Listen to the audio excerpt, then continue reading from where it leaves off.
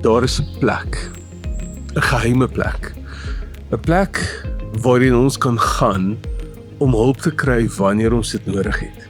Koning Dawid het dit genoem die skuilplek van die Allerhoogste. Jesus het dit genoem die verborgde plek.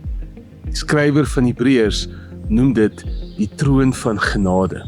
Nou ek en jy word uitgenooi om na hierdie plek toe te kom ter enige tyd, wanneer ook al ons wil. Ons hoef dit nie huiwerig, onseker te nader nie. Nee, die woord sê ons kan kom met volle vrymoedigheid. Hoor wat sê Hebreërs 4 vers 16. Laat ons dan met vrymoedigheid na die troon van die genade gaan, sodat ons barmhartigheid kan verkry en genade vind om op die regte tyd gehelp te word. So, wat keer jou? Maak vandag nog tyd en kom na die troon van genade. God wag daar vir jou en hy beloof wat ook al jy vra, jy sal gehelp word. Die Here seën jou.